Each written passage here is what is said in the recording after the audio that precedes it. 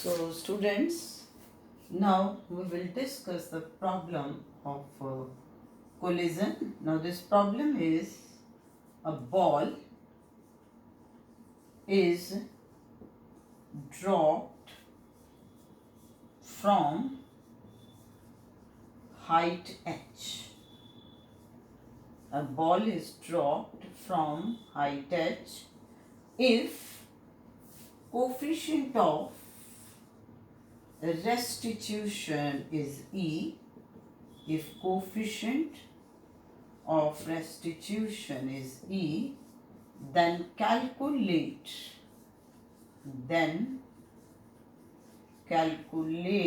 the height up to which ball can rise. Also calculate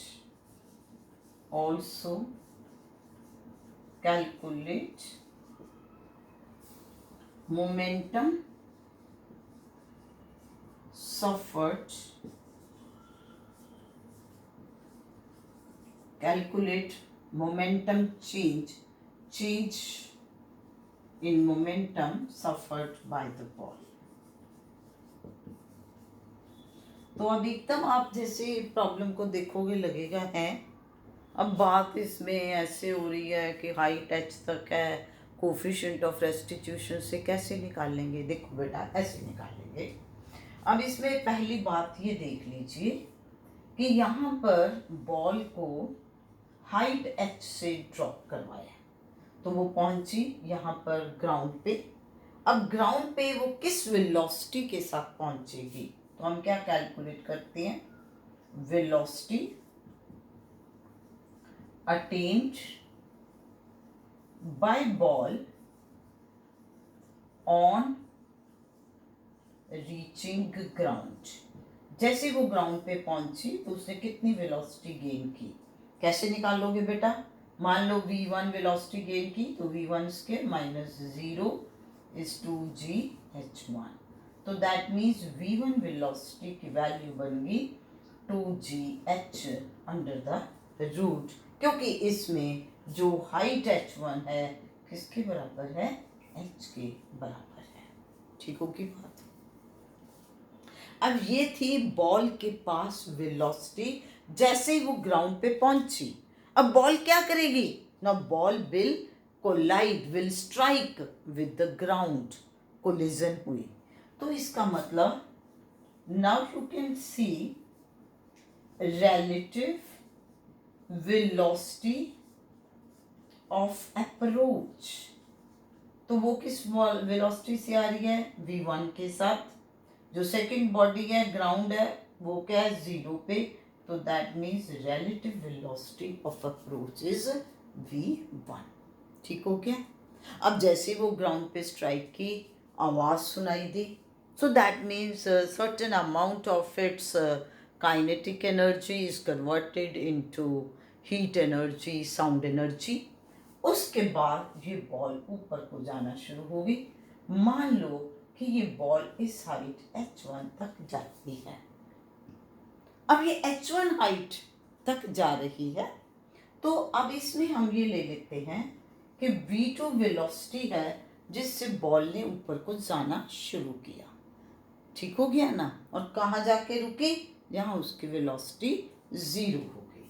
तो पहली चीज तो now velocity of ball after striking the ground, after striking the ground कितनी है, v2। तो ये v2 कैसे निकालेंगे, 0 minus v2 का square is 2 bodies moving against gravity and height is h1। So that means v2 will be 2gh1 under the root। अब v2 velocity के साथ बॉल ऊपर को जा रही है, ग्राउंड तो बेटा फिर वहीं की वहीं रही, रेस्ट पे रही, वो तो नहीं ना मूव की। तो that means now what is relative velocity of separation. तो it will be V2. समझे मेरी बात, है ना? हमने मतलब अब क्या किया है, हमने एक फिजिकल फिनोमिनन है उसको लिया, विजुअलाइज किया कि बॉल आ रही है एक हाइट से, जैसे वो ग्राउंड पे पहुंची उसने वेलोसिटी v1 गेन कर ली, तो वो v1 वेलोसिटी कितनी गेन करेगी, √2gh। That means before striking उसके पास कितनी वेलोसिटी है, 2gh under the root. Ground के पास कितनी है, 0, रेस्ट पे है, तो रिलेटिव वेलोसिटी ऑफ अप्रोच निकाल लिया।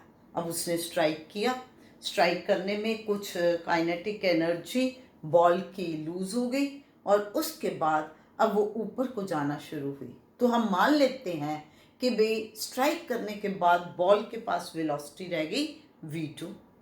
तो अब ग्राउंड फिर रेस्ट पे है, तो रिलेटिव वेलोसिटी ऑफ सेपरेशन जिससे उसने ऊपर को जाना है वो कितनी होगी, v2, और वो हमने कैलकुलेट कर ली। होगी बात।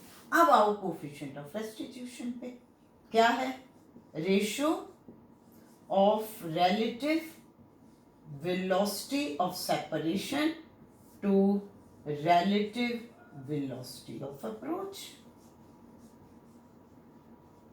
ठीक है, तो that means E is equal to V2 by V1. V2 is 2gh1 under the root and V1 is 2gh under the root. So that means E is equal to h1 by h under the root. Square करोगे तो h1 by h is E square. तो इसका मतलब किस height तक ball rise करेगी ये पूछा गया था, तो it will be E square into h। इसमें क्या है, कोफिशिएंट ऑफ रेस्टिट्यूशन।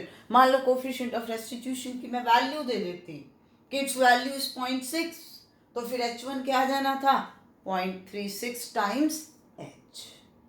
ठीक होगी बात। Here E is coefficient of restitution. तो ये तो अगर एक बार का पूछा हो गया। मान लो बेटा मैं आपको ये कहूँ कि अब क्या हुआ, अब उसके पास अगर देखा जाए फिर वेलोसिटी है, अब जो वेलोसिटी है उससे फिर वो नीचे को गई, फिर वो स्ट्राइक की, फिर उसने लूज की वेलोसिटी, फिर ऊपर को गई। तो इस तरीके से अब अगर आपसे ये पूछा जाता कि how much will be the height after an collision, तो कैसे लोगे। अब देखो बेटा, अब आपके पास height attained after first collision,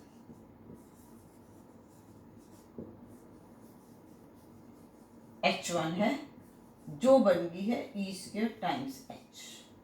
अब अगर आप सेकेंड बार लिखते तो बेटा क्या हो जाएगा, सेकेंड कोलिजन के बाद क्या होगा, हाइट अटेन्ड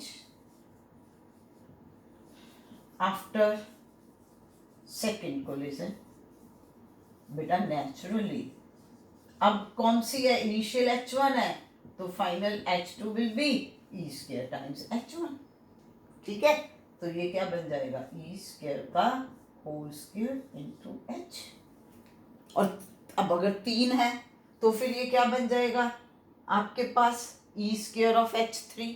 तो दैट मीन्स इस तरीके से बेटा अगर आप चलोगे तो you can write height attained after nth collision, जो आप याद रख सकते हो, it will be E raised to power 2n into h। अब देखो फर्स्ट कोलिजन में n1 हो गया, सेकेंड में 2 हो गया, थर्ड में 3 हो गया, उसके हिसाब से आपके पास आएगा। क्लियर हुआ ना, है ना इंटरेस्टिंग पॉइंट। अब MCQ के लिए आपने जब ये सारा थॉरो अंडरस्टैंड कर लिया, फिर बेटे आप इसको लर्न भी कर सकते हो। यही है फिजिक्स में कि first you understand the concepts और उन फिर कॉन्सेप्ट्स को आप राइट डाउन कर लीजिए, वो आपके फॉर्मूले बन जाएंगे फर्दर प्रॉब्लम्स में अप्लाई करने के लिए। अब हम इसमें मोमेंटम चेंज की बात देखते हैं। तो ये हाइट की बात होगी। अब मोमेंटम चेंज की बात देखने के लिए अब आप देखिए कि आपके पास ये बॉल आई तो इनिशियल मोमेंटम ऑफ बॉल, ठीक है, P1, P1 कितनी होगी बेटे, m इंटू जो वेलोसिटी थी V1। Now final momentum of ball क्या होगी राजे, P2 and that will be m into V2। अच्छा, अब तुम V2 को क्या लिख सकते हो, अभी हमने किया था ना, E is V2 by V1, तो दैट मीन्स V2 को आप लिख सकते हो E टाइम्स V1, ठीक होगी बात। अब आप लो, it means it is E times M V1 और you can say E times P1। तो इसका मतलब कि अगर इनिशियल मोमेंटम बॉल की P1 है तो फाइनल मोमेंटम क्या होगी, E टाइम्स P1। अब चेंज इन मोमेंटम, तो जब भी बेटे हम चेंज की बात करते हैं we always take final minus initial. अब final momentum is E times P1 and that is in the upward direction, ऐसे ही है ना, ऊपर को बॉल जा रही है, माइनस अब इनिशियल नीचे को है तो minus of P1, so it will be E times P1 plus P1 और यू कैन से P1 इंटू 1 प्लस E। ये मेरे को बताने का सिर्फ यही मीनिंग है कि बेटा अगर आपने अंडरस्टैंड कर लिए इस तरह से ये फॉर्मूले, फिर आप इनको याद कर सकते हो कि आफ्टर फर्स्ट कोलिजन आपके पास ये किस तरीके से आएगा। सेकंड में क्या हो जाएगा, यहाँ पर E स्क्वायर हो जाएगा, थर्ड में E क्यूब हो जाएगा, तो इस तरीके से आपके पास ये चलता जाएगा। सो बेटा इस तरीके की डिफरेंट टाइप की न्यूमेरिकल प्रॉब्लम्स हैं जो आपको आ सकते हैं। अब मैं आपको एक और कॉन्सेप्ट बताने की बात कर रही हूँ। अभी तक जितना भी काम हमने किया, चाहे हमने कोलिजन इलास्टिकली, इनइलास्टिकली, ठीक है, या परफेक्टली इनइलास्टिकली, हमने बॉडी की मोशन जो है स्ट्रेट लाइन पाथ ही रखा, वन डायमेंशन ही रखी। देख लो आपने, अब इसमें भी बॉल की भी बात की है तो इसमें वर्टिकल डायरेक्शन में है मोशन, चाहे वर्टिकल है चाहे हॉरिजॉन्टल है, लेकिन ली तो एक ही डायरेक्शन में है। सो अब मैं आपको ये बताने जा रही हूँ कि सपोज करो कोई ऐसी प्रॉब्लम आ जाए जिसमें बॉडी की मोशन 2 डायमेंशन में हो, फिर कैसे करोगे। So we want to discuss 2 dimensional elastic collision. क्या डिस्कस करना चाह रहे हैं हम, 2 डायमेंशनल इलास्टिक कोलिजन। इसमें बेटा मान लीजिए I am considering body A of mass m1 moving with velocity u1 collides against second body B of mass m2 at rest. So this is the situation before collision. These two bodies are moving along this path. Let us say this is the situation before collision. After collision, the two bodies move along different direction. One body moves along this direction with velocity v1. तो जो A body है v1 velocity के साथ इस direction में जा रही है, such that it makes an angle θ1 with initial direction of motion. और जो second body B है वो m2 मास वाली, वो v2 velocity के साथ इस डायरेक्शन में जा रही है in such a manner that it makes an angle θ2 with initial direction of motion. अब कैसे करेंगे, 2 डायमेंशनल का मतलब हो गया ना, क्योंकि इसमें बॉडी जो है along x and y axis move कर रही, तभी उसका पाथ इस तरीके से है। अब बच्चे यहाँ तक बात रही काइनेटिक एनर्जी की, दैट इज स्केलर, उसमें तो कोई डायरेक्शन आएगी नहीं, लेकिन मोमेंटम की है ना। अब यहाँ देखो मोमेंटम इस बॉडी की कितनी है m1 v1, इस बॉडी की कितनी है m2 v2। तो हम ऐसा क्यों ना कर लें कि इन दोनों की जो मोमेंटम है इसको रिजॉल्व कर लेते हैं along 2 rectangular component along x axis and y axis। अब इसका एक्स एक्सिस पे कंपोनेंट कॉस बनेगा ना, तो कॉस थीटा 1, और इसका दूसरा कंपोनेंट ऊपर की तरफ बनेगा m1 v1 sign of theta 1। बेटा रेजोल्यूशन में हमेशा याद रखते हैं जिस वेक्टर को रिजॉल्व कर रहे हो वो इन बिटवीन आएगा अलोंग द टू कंपोनेंट। अब इसको करोगे तो along x axis m2 v2 cos of theta 2, और इसका second component negative direction of y axis क्या आएगा which is m2 v2 sine of theta 2। ठीक होगी बात, इन बिटवीन आ गया ना। या इसको आप ऐसे भी याद कर सकते हो कि अगर एक वेक्टर खुद आउटवर्ड है तो कंपोनेंट भी आउटवर्ड जाएंगे, अगर वेक्टर इनवर्ड है तो कंपोनेंट भी इनवर्ड होंगे। अब इसमें हम क्या करेंगे बच्चे, we will apply law of conservation of linear momentum। अरे बड़ी सिंपल सी बात है, हम इसमें हर एक्सिस की तरफ ले लेते हैं। अब हम इसमें ले लेते हैं कि भाई अलोंग एक्स एक्सिस, जब बेटे अलोंग एक्स एक्सिस लोगे तो मोशन एक ही डायरेक्शन में है ना, तो फिर क्या बन जाएगा m1 u1 इसकी 0, m1 v1 cos of theta 1, और ये भी सेम है m2 v2 cos of theta 2। तो एक रिलेशन आ गया। हमने जो वन डायमेंशनल की थी वो भी तो इसी तरीके से लिए थे ना बेटा। अब दूसरा conservation of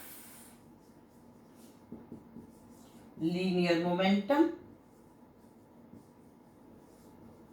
along y axis.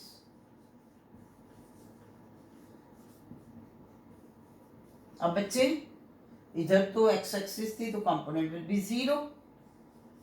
अब ये m1 v1 साइन थीटा 1, तो अगर अपवर्ड को पॉजिटिव ले लिया तो डाउनवर्ड नेगेटिव आ गया, तो ये हो गया। तो दैट मीन्स ये दूसरी इक्वेशन आ गई। अब काइनेटिक एनर्जी स्केलर है, तो नाउ अब इलास्टिक कोलिजन है तो बेटा दोनों चीजें कंजर्व रहेंगी, तो conservation of kinetic energy.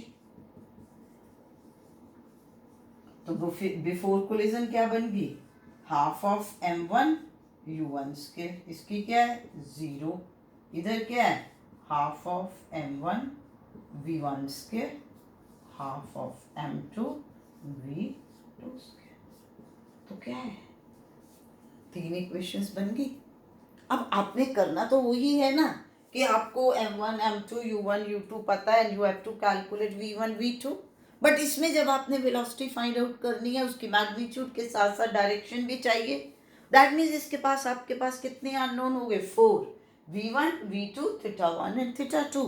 Equations कितनी है 3, नहीं पॉसिबल, क्योंकि हमेशा याद रखिए बेटा नंबर ऑफ इक्वेशंस मिनिमम कितनी होनी चाहिए, equal to number of unknowns. अगर आपने 4 अननोन्स को सिंप्लीफाई करना है तो मिनिमम इक्वेशंस 4 होनी ज़रूरी है। हाँ, अब इसमें ऐसा हो सकता है कि some relation between theta 1 and theta 2 is given to you, या एक नोन दे दूँ, मैं कह दूँ body A is making an angle of 30 degree with the original direction of motion, तो थीटा 1 नोन हो गया ना, फिर 3 डायगे निकाल लेंगे। या मैं आपको ये कह देती हूँ कि this two are like this that such that theta 1 plus theta 2 is 60 degree, तो ये क्या बन गई 4th इक्वेशन बन गई। ठीक है ना, कि या तो मैंने थीटा 1 या थीटा 2 में से कोई एक वैल्यू दे दी, फिर अननोन ही 3 रह गए, तब भी सिंप्लीफाई कर लेंगे। अगर नहीं तो मैं थीटा 1 और थीटा 2 का रिलेशन बता देती हूँ जो 4th इक्वेशन बन जाएगी। So now you can derive, you can calculate the expression for v1 and v2 in magnitude as well as in direction। तो मैंने इसमें आपको सिंपली ये पॉइंट एक्सप्लेन करने की कोशिश की है कि भाई बॉडी की मोशन 2 डायमेंशन भी हो सकती है, उसमें भी इलास्टिक कोलिजन हो सकती है, फिर आपको प्रॉब्लम को कैसे हैंडल करना है। तो मैंने अब आपको 3 वीडियोस में टोटल कोलिजन के बारे में एक्सप्लेन करने की कोशिश की है। सो प्लीज़ इन सभी को अच्छी तरह से व्यू करिए, अंडरस्टैंड करिए, और अगर कोई प्रॉब्लम है तो भी आप कमेंट बॉक्स में लिखिए। अगर अच्छी तरह से आप क्लियर आपके कॉन्सेप्ट हो पाए हैं तो भी कमेंट बॉक्स में लिखिए। So please like, share and subscribe. Thank you.